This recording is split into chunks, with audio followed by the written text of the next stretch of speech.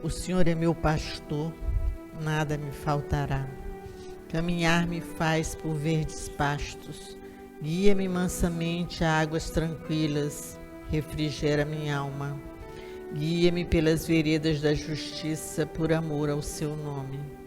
Ainda que eu caminhasse pelo vale da sombra da morte, eu não temeria mal algum, porque tu estás comigo. A tua vara e teu cajado me consolam. Preparas uma mesa perante mim, na presença dos meus inimigos. Unge a minha cabeça com óleo, meu cálice transborda. Certamente que a bondade e a misericórdia me seguirão todos os dias de minha vida, e eu habitarei a casa do Senhor por longos dias. O Senhor é meu pastor, nada me faltará. Pai nosso que estás no céu, santificado seja o vosso nome. Venha a nós o vosso reino. Seja feita a vossa vontade, assim na terra como no céu. O pão nosso de cada dia nos dai hoje. Perdoai as nossas ofensas, assim como nós perdoamos a quem nos tem ofendido. Não nos deixeis cair em tentação, mas livrai-nos do mal. Ave Maria, cheia de graça, o Senhor é convosco. Bendita sois vós entre as mulheres, bendito é o fruto do vosso ventre, Jesus. Santa Maria, Mãe de Jesus, rogai a Deus por nós, pecadores, agora e na hora da nossa morte.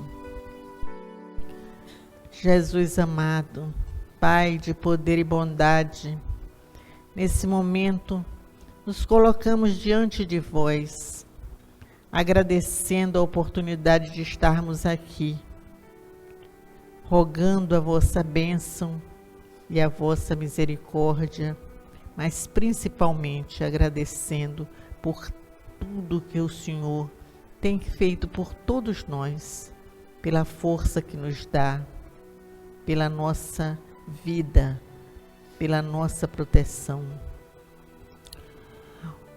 Nós saudamos a essa corrente amorosa de São Francisco de Assis. Saudamos os orixás da nossa casa, especialmente a Xangô, que comanda a nossa casa, mas também saudamos Iemanjá, Oxum, Obaluayê. Neste mês especialmente saudamos a Oxum, Senhora da luz e da força, que ela nos ilumine, que ela nos envolva com a sua luz azul de paz e de harmonia. Saudamos também aos pretos velhos, nossos amados pretos velhos, que comemoramos neste mês, pedindo a sua proteção, que ele nos dê sabedoria para caminharmos lado a lado com eles, em paz, com amor no coração. Saudamos São Miguel Arcanjo, São Francisco de Assis, a Fraternidade Branca Universal e a Melquisedeque. Saudamos ao Caboclo Tupinambá, nosso guia, nosso mestre, pedindo a sua força e proteção, e a todos os guias e mentores da nossa corrente de São Francisco de Assis. Saudamos a Maria, nossa mãe amada, nosso atalho para Jesus, pedindo a Maria que nos abençoe neste seu mês especialmente. Todos os meses nós aqui estamos pedindo por vós, Maria, mas neste mês especialmente nós pedimos a vós que leve os nossos pedidos ao Pai, que nos abençoe, que nos tenha sempre nos vossos braços, que nos acalente, que nos ampare, que nos ajude na nossa caminhada terrena. Pedimos as bênçãos do nosso Pai maior, nosso Pai Oxalá, que Ele nos abençoe, nos guie, nos ilumine e oriente, que a sua força esteja sempre conosco, para que possamos seguir o nosso caminho sempre ao seu lado. Pedimos, Pai, pela paz, paz no mundo, paz entre povos e nações, entre governantes e governados, paz em cada recanto deste plano terreno, paz, Senhor, em cada lar, em cada coração, muita luz e paz para todos nós. Pedimos pelas crianças do mundo, as crianças que vivem em meio à fome, à miséria, a guerras, a tanto desamor. Pedimos pelas crianças, por todas as nossas crianças, para que elas possam construir um mundo melhor, mais justo, mais humano, mais amoroso. Pedimos também pelas crianças da creche Santa Clara, pelos seus familiares, professores, pelas nossas crianças da creche Santa Clara. Pedimos também, Pai, por todos aqueles que aqui vêm, pelos médiuns da nossa casa, por todos que frequentam a nossa casa, por todos os que vêm aqui, por todos que ajudam nossa casa nos nossos projetos sociais. Pedimos por todos os que vivem pelas ruas, passando fome, miséria, necessidade. Pedimos pelos enfermos, pelos que estão nos hospitais, nas casas de saúde, nos manicômios, nos presídios, que o Pai os ilumine e abençoe. Pedimos ainda por todos os encarnados e desencarnados, cujos nomes foram deixados em nossa caixinha de pedidos. Que assim seja.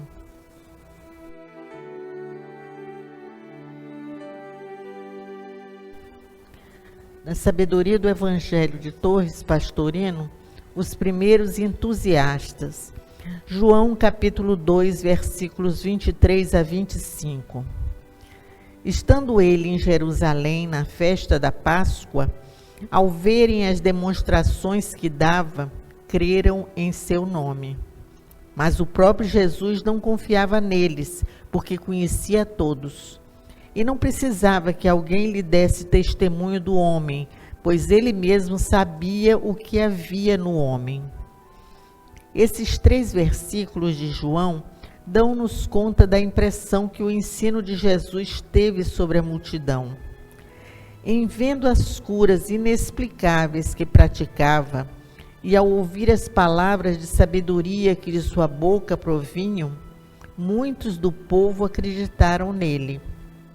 É a massa imatura, que não tem a capacidade dos discípulos nem a obstinação incrédula das autoridades e deixa-se levar pelo entusiasmo dos fatos externos, como o trigal que ondula com a aragem. A festa da Páscoa não se refere ao dia principal, mas à sua continuação. Durante esses dias, Jesus permaneceu em Jerusalém, falando de público às ondas sucessivas dos peregrinos que chegavam e agindo diante deles. O povo admira-se e acredita, mas é a fé externa e fraca. Essa fé baseada em coisas externas, sem o amadurecimento interno, é abalada por qualquer vento, esturricada por qualquer sol. Bem o sabe Jesus. Ninguém precisa adverti-lo disso. Ele vê o íntimo, lê os corações, sabe o que está no homem. Não se ilude com os aplausos fáceis, com os elogios corriqueiros, e por isso não confia neles, nem lhes revela o segredo do reino, que só pode ser desvelado aos maduros, aqueles cuja fé nasce de dentro para fora. A pregação é feita de acordo com a necessidade e a capacidade dos ouvintes. Comentário esotérico de Torres Pastorino. Para nós a lição é preciosa. Nada de acreditar em qualquer recém-chegado, por mais entusiasmado que nos pareça e que se diga. Nada de abrir-lhe nosso coração. Não deis as coisas santas aos cães, nem lanceis vossas pérolas aos porcos. Está em Mateus capítulo 7, versículo 6. Na interpretação profunda, compreendemos bem por que muitos permanecem às portas do templo, profanos, sem nele conseguirem penetrar. Fundamentam sua fé em fatos. São católicos porque testemunharam um milagre, ou confessam-se espíritas porque assistiram a um fenômeno de materialização ou a manifestação extraordinária de um espírito, mas não porque o coração os leve a isso. É uma aceitação intelectual por não conseguirem explicar certos fatos, mas nada lhes nasce do âmago do ser. Imaturos ainda, apegam-se a fatos externos, mas basta uma desilusão provocada por uma imperfeição num sacerdote ou num médium para abjurarem sua fé e se tornarem descrentes. As afirmações evangélicas pedem um exame nosso interno.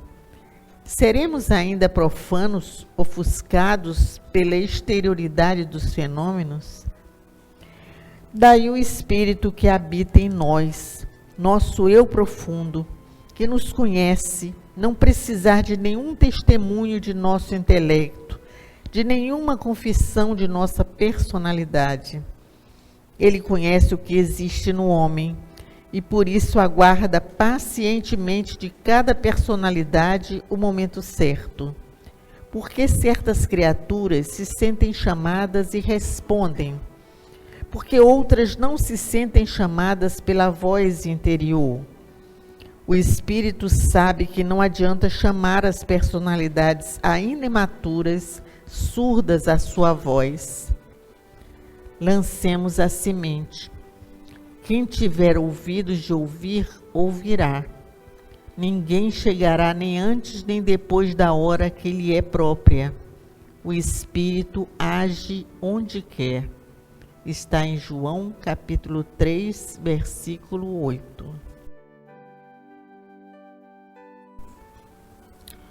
Nós temos aí um evangelho curtinho, muito profundo, porque ele nos leva a muitas reflexões, nos leva a pensar na nossa caminhada, na nossa fé. O que é fé para cada um? O que cada um pensa que é fé? Será que nós vivemos na exterioridade? Será que nós estamos seguindo os caminhos? Estamos no espiritismo ou em outra coisa qualquer, outra religião qualquer, porque nós acreditamos que nos milagres, naquelas coisas que vemos, na exteriorização das coisas. Será que é essa fé que nós temos, a fé que se baseia no exterior, ou é aquela que brota dentro de nós? Que é difícil, porque ela é um processo, um longo processo de caminhada. É um processo na nossa evolução. É uma estrada que nós percorremos, uma estrada evolutiva. E nessa estrada tem muitas situações difíceis, situações muito pesadas, situações de dor, de sofrimento. Como nós passamos por cada momento desse? Com fé, com confiança, ou nós viramos as costas e vamos embora? Quantas pessoas nós vamos fazer isso? Que às vezes vão naquele centro espírita ou na igreja ou seguem uma determinada religião, mas aí acontece uma situação que é dentro do seu processo evolutivo, que está na sua caminhada, e aí a pessoa perde a fé, Será que ela tinha fé? Será que essa fé é uma fé que brotava de dentro para fora? Que é aquilo que nos fala no Evangelho, nessa fé, essa de dentro para fora, é a fé dos maduros. É uma fé difícil de alcançar, que ainda talvez nós não consigamos durante essa evolução, talvez nessa encarnação ainda não, na próxima ou em várias outras, mas que nós vamos buscar, estamos buscando, e que nós temos que compreender que essa fé, ela se sedimenta no dia a dia, nessas dificuldades que nós vivemos, nas pedras do nosso caminho. Nós vamos chutar as pedras e quebrar o pé? Ou vamos caminhar sobre elas, entendendo que faz parte do nosso processo evolutivo?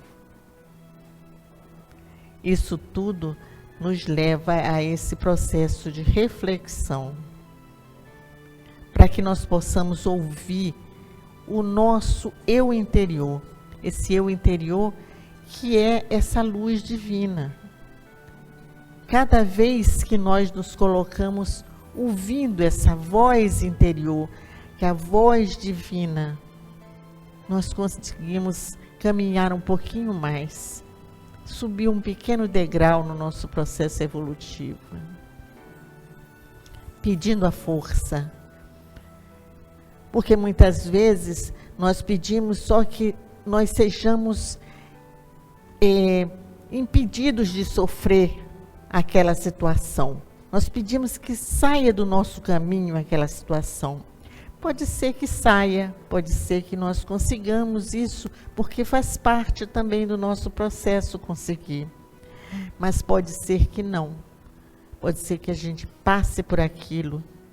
E aí nós precisamos pedir que esse Pai maior, essa Mãe amorosa, nos dê a mão para que nós caminhemos sobre essas pedras, para que nós tenhamos força para essa caminhada. Essa é a mensagem maior desse Evangelho. A fé é uma construção ao longo de tantos momentos. É uma coisa que vai brotando aos poucos, que pode ser que a gente consiga alcançar plenamente nesse plano, pode ser que não. Mas que se nós nos colocarmos diante dessa luz maior, diante do Pai, diante da Mãe, diante desses guias amorosos que estão sempre nos acompanhando, nós conseguiremos caminhar um pouquinho mais no nosso processo evolutivo. Fica essa mensagem para vocês essa noite, uma mensagem simples, singela, que vocês lembrem dela ao longo, principalmente deste mês. Que peçam a Maria que leve ao Pai Maior o seu pedido. Senhor, faz de nós um instrumento da sua paz. Onde houver ódios, faz com que eu leve o amor. Onde houver ofensas, que eu leve o perdão. Onde houver discórdias, que eu leve a união. Onde houver dúvidas, que eu leve a fé. Onde houver erros, que eu leve a verdade. Onde houver desespero, que eu leve a esperança. Onde houver tristezas, que eu leve alegrias. Onde houver trevas, que eu leve a luz. Ó Mestre, faz com que eu procure mais consolar que ser consolado, compreender que ser compreendido, amar que ser amado, pois é dando que se recebe, é perdoando que se é perdoado, e é morrendo que se nasce para a vida eterna. Que assim seja.